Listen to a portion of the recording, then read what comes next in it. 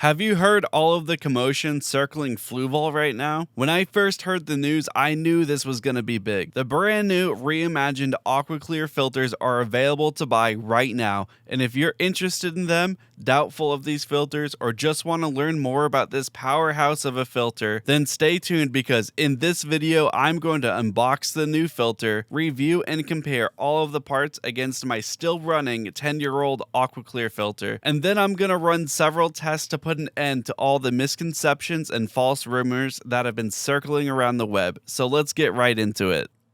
It's finally here. I just got my hands on the brand new updated Aquaclear filter.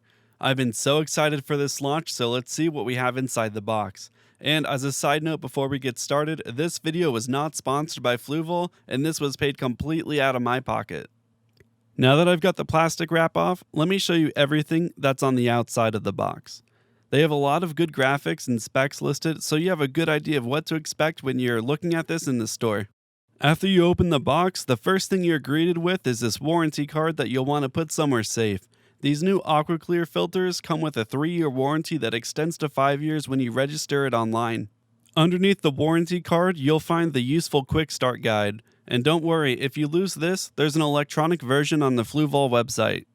Following all the paperwork, now we have the goodie box that contains the sponge and filter media used for our mechanical, biological, and chemical filtration. Now it's time to get my first look at the actual filter itself. It has a very similar shape to its predecessor, but Fluval has definitely added some more style to this, making it look very sleek and modern, and I believe they upgraded the build material to a high-density plastic polymer. Alright, time to take a look at the new stuff, starting off with this very nice looking lid. The first thing you'll notice is this new design has this grid of holes across the top for sound dampening. This new lid is also pretty rigid, so I don't expect it'll warp over time, ensuring a snug fit. Next we have what Fluval is calling the intake U-tube.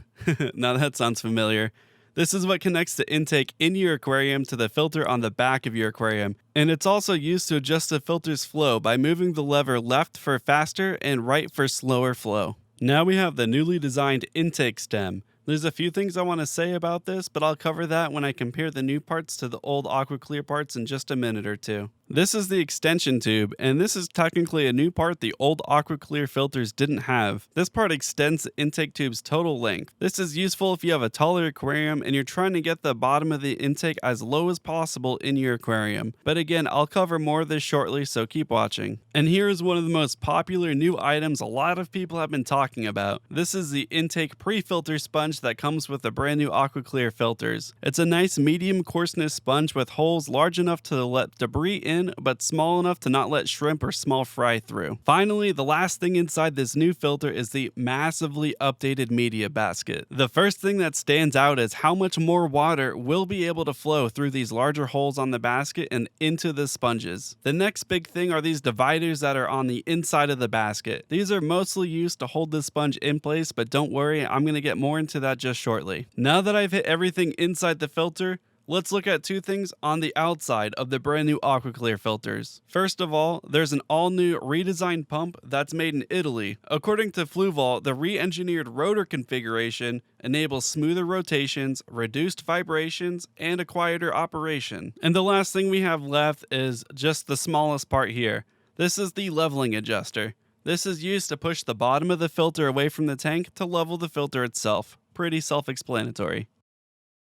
Here for an actual apples to apples comparison to really get into what's new and improved, I have my brand new AC70 on the left and my 10-year-old AC70 on the right. So first of all, let's take a look at the new sponges. The most obvious thing is that the new sponges are blue and made out of a 30 ppi high-density open cell foam. The blue color is nice because some color-enhancing foods will slowly dye the old white sponges over time, making them look kinda gross. I'm not sure of the exact porosity of the old sponges, but when comparing them side by side, the new blue sponges appear to have a slightly more fine porosity. Next up for comparison are the intake tubes and extension tubes. The size and shape of both of these intake tubes are very similar, but the newer version has a smoother, slotted and angled design that has larger openings for higher volumes of water flow compared to the older version that has smaller, more easily clogged holes. A major improvement with the new intake system is that while the old Aquaclear versions came with 2 identical intake tubes, the new version instead comes with a single intake tube and then an extension tube. This is low-key a well thought out and major upgrade that many people might not recognize. When you use 2 of the old identical intake tubes,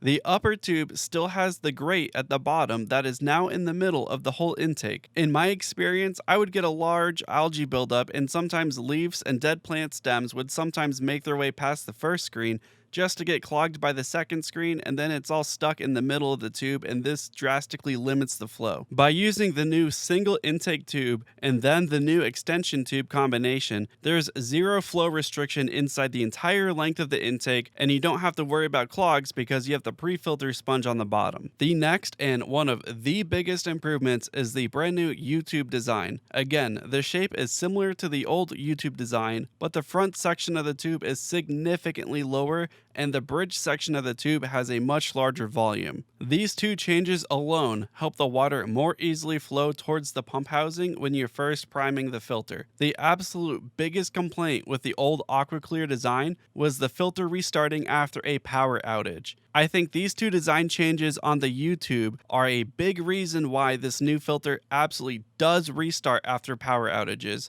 And don't worry, that's such a major, huge topic with these filters, so I will be showing that in just a few minutes. The third upgrade to the U-tube design is how the flow is adjusted. As I stated before, you still move the back of the U-tube to the left to raise the flow, and you move it to the right to lower the flow. But now, the top of the U-tube is smooth and rests completely underneath the filter's lid. The old version had a little and brittle nub that would stick up through the filter's lid. The worst part about that little piece is that instead of it being solid, for whatever reason it's hollow, so if that little piece ever broke off, it would make an air leak inside the U-tube and break the siphon, stopping the filter from being able to reprime itself ever again. Next up, we have the new and improved filter basket. This new design comes with the AC20, AC30, AC50, and AC70, but it does not come with the new version of the AC110. The AC110 still uses the older style basket. The new basket has much more accessibility on the sides and bottom for water to get to the sponges and filter media compared to the older style that barely has any vents on the side. While the old basket has pretty small spikes to hold the sponge in place, the new version has these large sponge retainers to keep the sponge from floating up, and it has these little dividers to separate the included Biomax media from the pouch of activated carbon. I like the sponge retainers, but I'm not a big fan of the dividers. I don't think it's necessary to divide the media,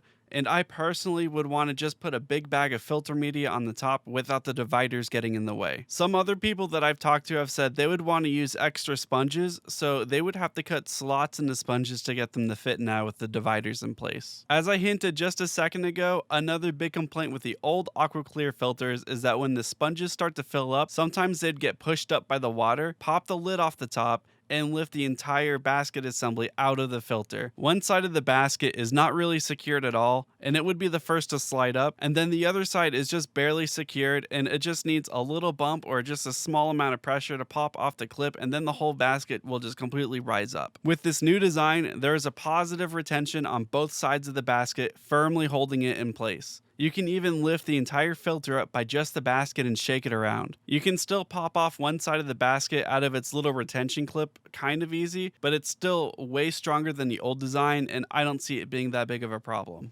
Now moving on, this new lid design is full of improvements, and I think it's really nice.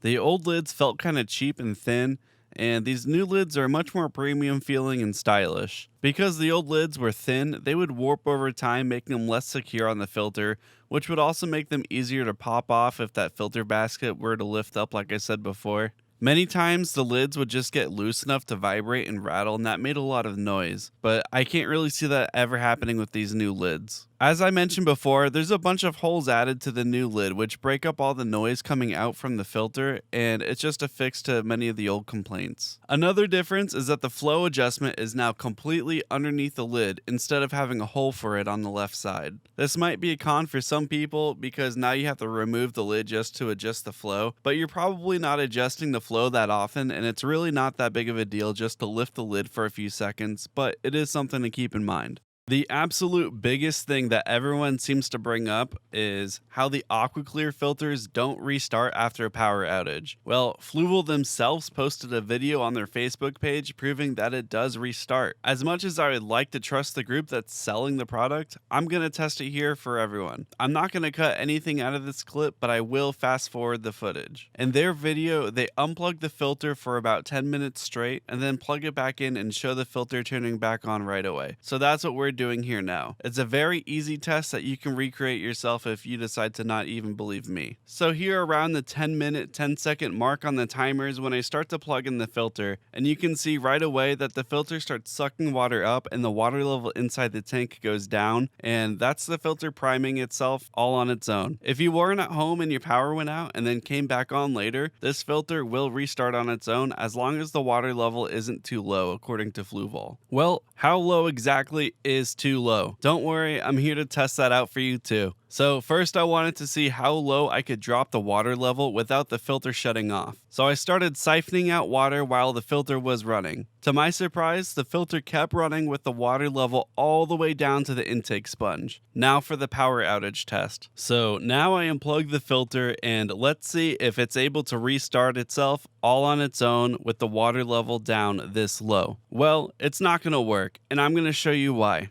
If you watch the water level inside the filter very closely, you'll notice that once it reaches the pump, the siphon breaks, resulting in all of the water being held inside the intake tube to spill back into the tank, not allowing the filter to restart. After testing various water levels over and over, I learned something pretty big here. Because the intake tube has an active siphon between the filter and the aquarium, the water level in the filter will always be the same water level as the aquarium until the siphon breaks. After learning this and testing a little more, I discovered that the filter will be able to restart without losing its siphon as long as the water level in the aquarium is just slightly above the pump. In this example, the aquarium is filled up to a normal water level, and I removed and reinstalled the intake tube to fill the tube with air and break the siphon. Under regular circumstances, this shouldn't ever happen, but as a worst case scenario, if you're ever worried about if you're not home, what if this somehow happens, during this test, the filter was able to prime itself and completely restart even though the siphon was broken. The water was able to be drawn up the intake and refill the filter.